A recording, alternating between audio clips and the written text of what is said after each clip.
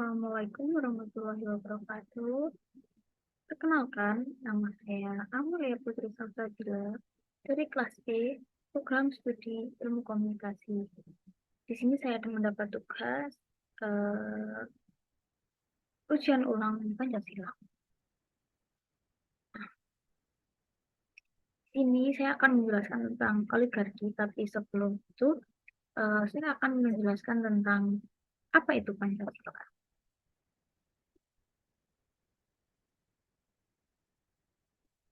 Nah, Pancasila adalah merupakan tatanan nilai yang digali, dikristalisasikan dari nilai-nilai dasar budaya bangsa Indonesia.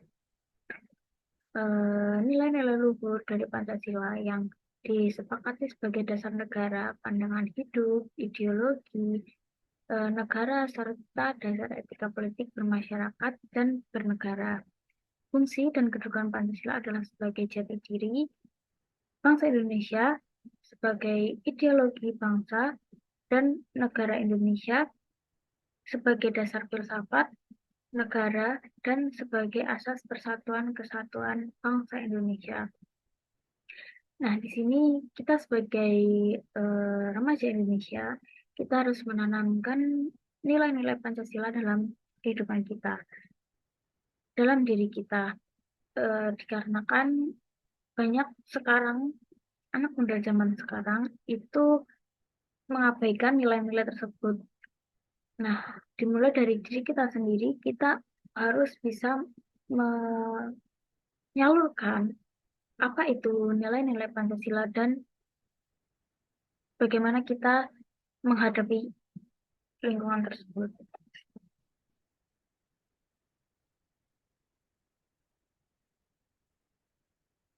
Selanjutnya, di pembahasan utama kita yaitu tentang oligarki. Oligarki itu adalah sebuah penguasaan kepada mayoritas oleh sekelompok atau segelintir elit minoritas secara sistemik, berkelanjutan, dan relatif stabil. Oligarki pada umumnya lebih disematkan dalam sistem pemerintahan, sekalipun sebetulnya oligarki itu juga dapat ditemukan dalam lembaga-lembaga keagamaan, kebudayaan, atau kemiliteran. Oligarki adalah bentuk pemerintahan yang kekuasaan politiknya secara efektif dipegang oleh kelompok elit kecil masyarakat, baik dibedakan menurut kekayaan, keluarga, atau militer. Penguasaan tersebut bersifat langgeng atau hanya berputar di kalangan mereka. Nah, eh, oligarki itu sebuah kayak apa kelompok kelompok yang dibuat dari beberapa kalangan orang. Itu biasa juga ada kelompok keagamaan, kebudayaan, ataupun kemiliteran.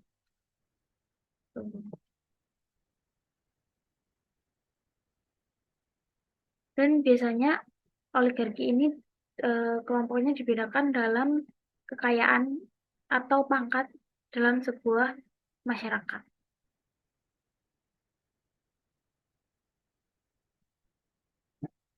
Nah, oligarki juga dapat dipandang sebagai anomali terhadap demokrasi, mengingat akses yang sama telah diberikan kepada masyarakat yang demokratis. Namun, ternyata pemberian akses tersebut tidak serta-merta mengakibatkan terdistribusinya kekuasaan politik secara demokrasi yang hakiki. Banyak yang mengartikan bahwa suatu negara itu dianggaplah demokratis apabila diberikan hak yang sama untuk berpartisipasi secara penuh dan bebas, untuk memilih, menyuarakan aspirasi, berkumpul, mendapatkan akses informasi, menyatakan kehendak tanpa dibayangi intimidasi, dan menduduki jabatan sampai level tertinggi. Secara teori itu benar, namun hal itu tidak serta-merta akan mengikis adanya oligarki politik, khusus mengenai pengaruh kekuatan politik oligarkis dalam ekonomi politik.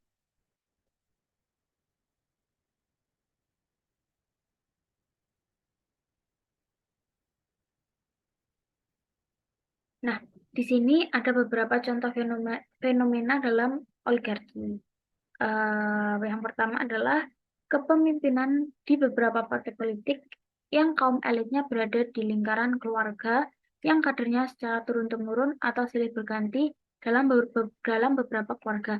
Jadi kayak pemimpinannya itu sesuai keturunan. Jadi kayak seumpama ayahnya menjadi pemimpin, nanti diturunkan kepada anaknya dan seterusnya.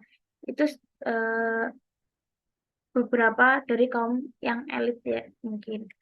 Nah, yang kedua adalah undang-undang yang terkait dengan susunan kedudukan yang dan mekanisme bekerja parlemen yang mengenal sistem pergantian antar waktu dan faksi.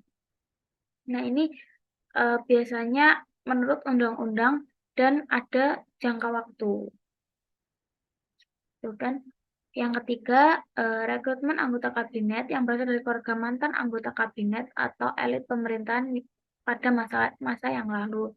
Jadi contohnya kayak seumpama eh, keluarga kita mantan pejabat atau mantan anggota kabinet yang tahun lalu, jabatan tahun lalu. Nah, itu diangkat atau direkrut oleh anggota yang sekarang untuk menjadi anggota yang sekarang. Itu. Jadi diambil dari mantan-mantan anggota kabinet yang masa lalu. Yang keempat adalah banyak pejabat publik di jabatan sipil maupun militer saat ini yang berasal dari keluarga pejabat sipil atau militer sebelumnya. Eh, jadi kebanyakan di era sekarang itu sipil ataupun militer yang saat ini itu berasal dari keluarga militer. Kayak seumpama ada keluarga yang dari kemiliteran dan menunjuk anak ini untuk menjadi militer atau pejabat sipil yang sekarang. Jadi kayak mungkin ini mirip dengan turun-temurun. Kayak contoh yang pertama. Nah, selanjutnya adalah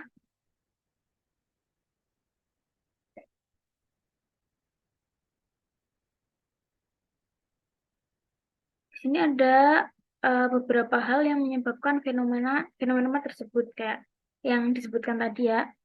Itu karena masyarakat yang masih paternalistik dan mewarisi budaya atau mentalitas feodal kayak turun-temurun itu kayak mewarisi budaya sebelumnya kayak nenek moyang sebelum-sebelumnya ya seperti itu jadi turun-temurun gitu.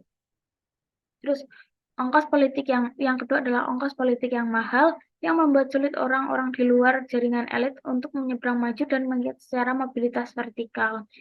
Jadi mungkin bahasa kasarnya nyogok gitu ya. Jadi kayak ongkos buat untuk membayar itu mahal. Jadi mungkin masyarakat yang di kalangan bawah itu sulit untuk meningkat atau sulit untuk maju. Dan kebanyakan dari kelompok elit itu yang menguasai kayak pemerintahan, eh, ketenagaan sipil, dan sebagainya. Dan yang ketiga ada barrier atau hambatan pembatasan untuk memberikan kesempatan yang sama kepada kader-kader organisasi yang menjadi sumber rekrutmen kepemimpinan. Jadi mungkin karena ada apa batasan batasan antara kelompok ini dan kelompok ini itu kesempatannya itu tidak sama. Jadi kayak eh, tidak menjadi orang lain itu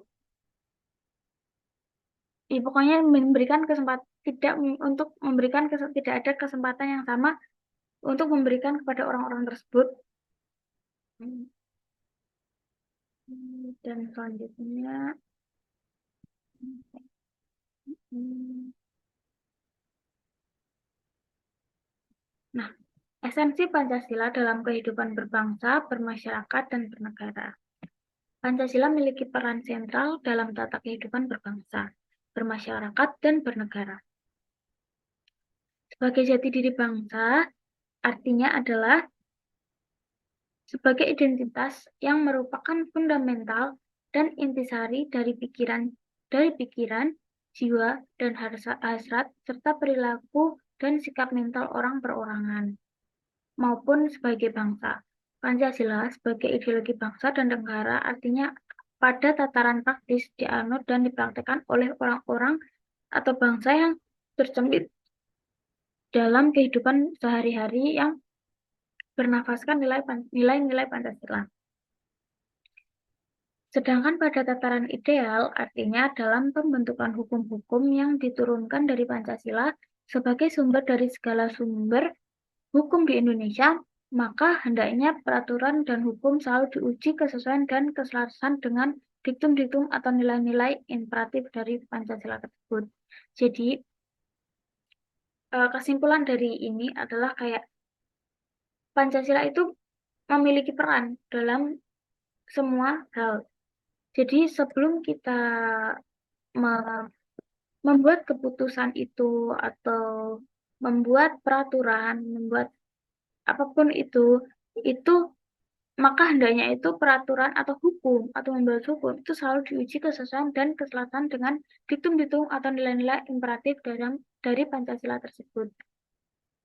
Jadi agar nilai peraturan atau hukum itu terdapat dasar Pancasila, karena nilai-nilai Pancasila itu penting dalam kehidupan.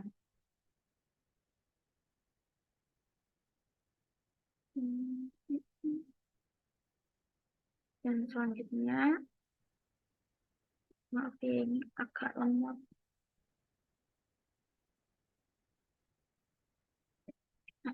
Pancasila sebagai dasar filsafat negara berarti segala aspek kehidupan kebangsaan, kemasyarakatan, dan kenegaraan harus berpijak dan bertumpu pada sila-sila dalam Pancasila. Nah, di sini sudah diterapkan kayak Pancasila sebagai dasar. Jadi, dalam kehidupan berbangsa, bermasyarakat, dan kenegaraan. Jadi kita harus dalam membuat peraturan, dalam membuat hukum, itu harus dilandasi dengan nilai-nilai Pancasila.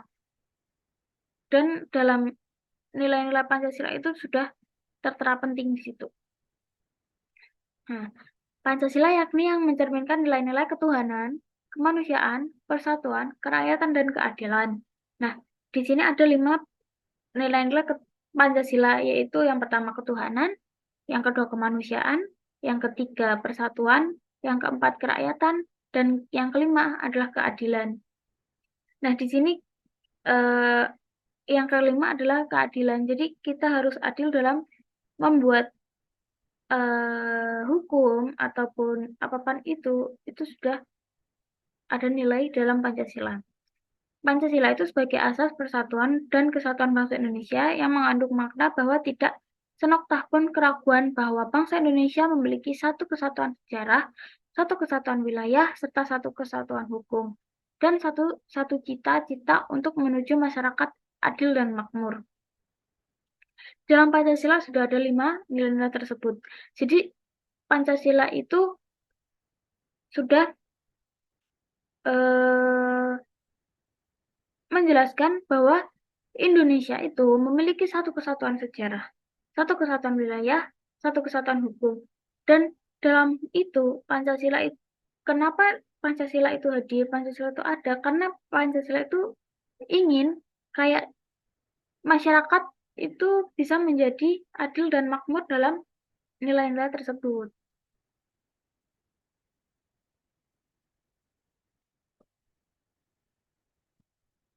Nah, di sini saya akan menjelaskan tentang kedudukan Pancasila dalam praktek oligarki di Indonesia.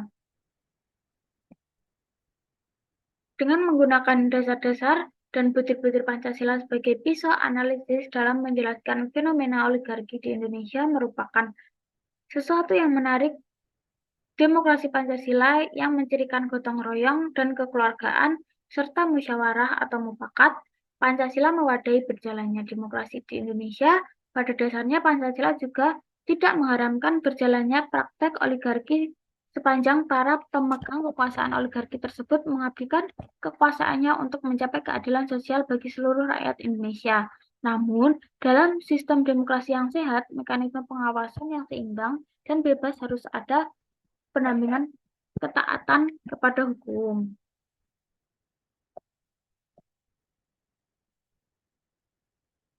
Hmm.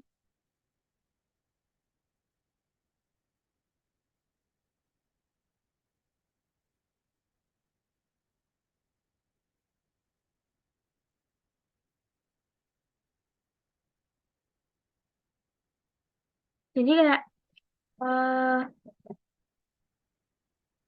jadi sebenarnya kita Pancasila itu tidak mengharamkan adanya oligarki.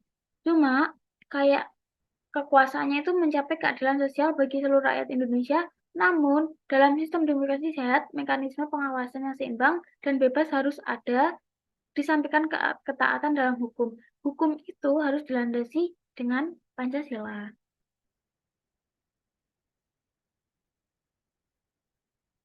Pada dasarnya, demokrasi itu di Indonesia itu memberikan ruang yang sebesar-besarnya kepada masyarakat untuk menyampaikan pendapat.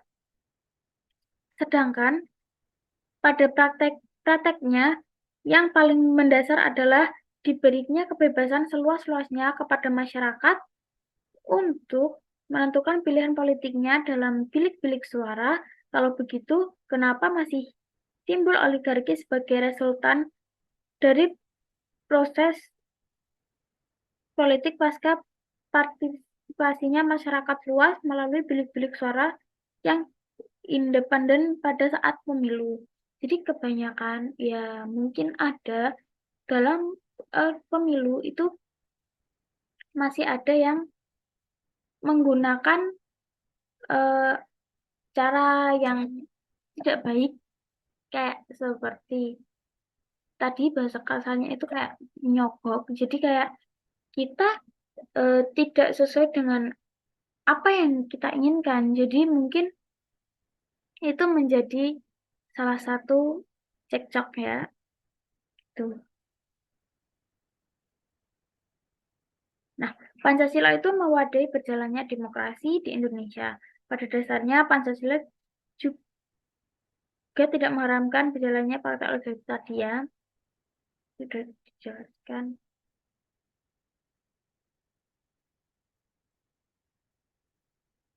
Dan mungkin tampaknya demokrasi demokrasi prosedural dan formalistik yang diukur dari kebebasan berpartisipasi dalam pemilu tidak cukup kuat untuk mengisi substansi praktek bernegara yang demokratis. Apabila ukurannya adalah untuk menghilangkan atau mengurangi oligarki, praktek demokrasi yang sehat tidak cukup dengan pengandaian niat baik saja. Di satu sisi, demokrasi memerlukan kontrol yang penyeimbangnya dari luar. Tetapi, di sisi lain, demokrasi itu adalah sekedar alat untuk mencapai tujuan. Mungkin itu demokrasi itu hanya sebuah kata agar atau alat untuk mencapai sebuah tujuan tersebut. Nah, tujuan dari demokrasi di Indonesia adalah keadilan sosial bagi seluruh rakyat Indonesia dengan tetap menjaga harkat dan martabat individual dalam kemanusiaan yang adil dan beradab. Jadi semuanya itu pasti dilandasi dengan Pancasila. Pancasila, jadi di awal tadi saya sudah menjelaskan kayak kita harus eh, menanam Pancasila di dalam diri kita sendiri. Nah, di sini sudah dijelaskan Indonesia tujuan dari demokrasi itu untuk keadilan sosial bagi seluruh rakyat Indonesia dan tetap saling menjaga harkat dan martabatnya dalam kemanusiaan yang adil dan beradab. Nah,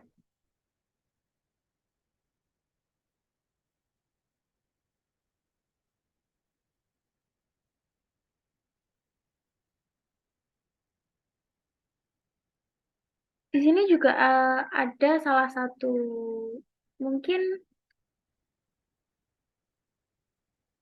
pendapat dari seseorang, Robinson dan Hadis, dalam membahas politik oligarki di Indonesia, itu membuat kajian yang menarik. Mungkin kita bahas ini mengenai oligarki kontemporer di Indonesia pasca reformasi.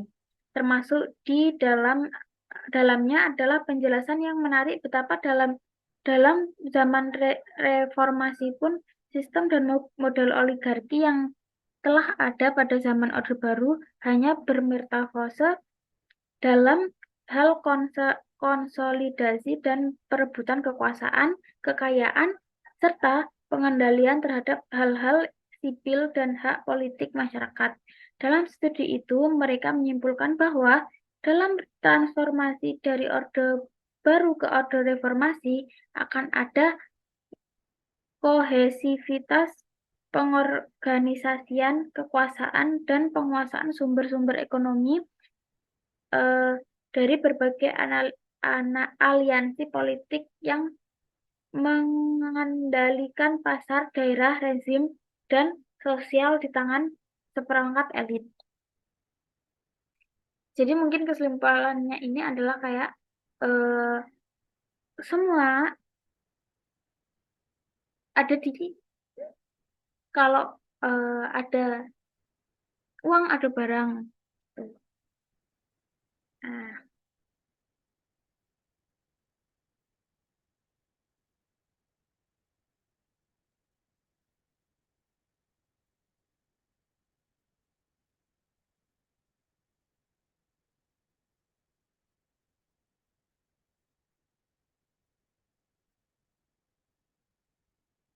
jadi maka pengaruh kelompok elit itu atau yang kaya itu atas pilihan politik masa umum itu relatif lebih dominan gitu. Analisa mereka menyimpulkan dalam hal perorangan memiliki preferensi yang berbeda. Hasil pemilu yang demokratis pun menunjukkan bahwa preferensi kaum elit jauh mengungguli preferensi dari masyarakat mayoritas yang miskin. Mungkin bisa disimpulkan kayak masyarakat elit itu lebih mendomisili daripada masyarakat miskin. Di sini juga ada Winters itu mengungkapkan bahwa ketidakseimbangan yang ekstrim akan sumber daya ekonomi yang ekstrim akan menghasilkan ketidakseimbangan politik. Adanya kesamaan akses dan partisipasi yang dibuka dalam proses politik tidak menjamin terdistribusinya kekuasaan politik. Jadi dalam kelompok elit dan masyarakat miskin itu tidak seimbang.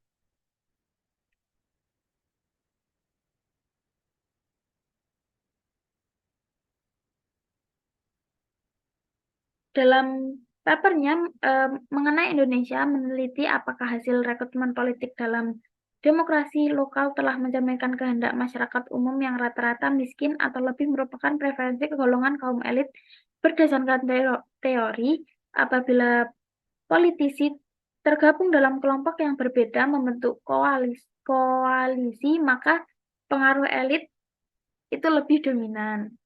Jadi kayak sudah apa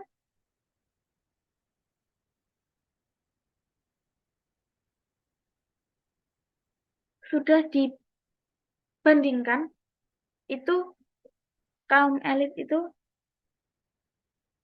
lebih menang nanti daripada kaum miskin.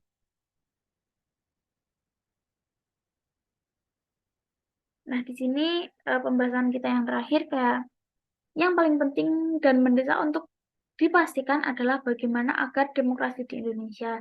Jadi bagaimanapun kita mementingkan agar demokrasi yang di Indonesia yang resultannya adalah terjadinya praktek oligarki dan kartel kekuasaan tetap dimiliki mekanisme penyeimbangan, pengendalian, serta hukum. Berkurangnya praktek oligarki di Indonesia diperkirakan akan terjadi sejalan dengan meningkatnya kesejahteraan rakyat dan menguatnya lembaga-lembaga demokrasi serta lembaga-lembaga di masyarakat yang menjadi penyeimbang terhadap yang menjalankan kekuasaan.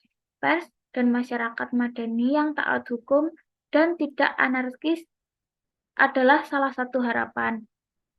Jadi harapannya adalah kayak harapan demokrasi Indonesia itu eh, yang taat hukum dan tidak anarkis dan tidak anarkis.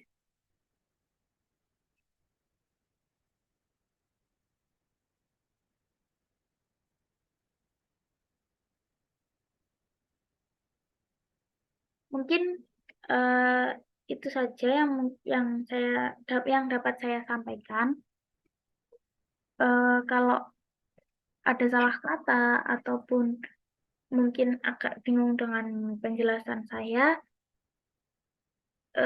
mohon maaf karena mungkin ini udah belibet ya ngomongnya. Jadi mungkin saya kalau kurang paham bisa cari di jurnal-jurnal yang sudah baik gitu. Terima kasih dari saya. Sekian, wassalamualaikum warahmatullahi wabarakatuh.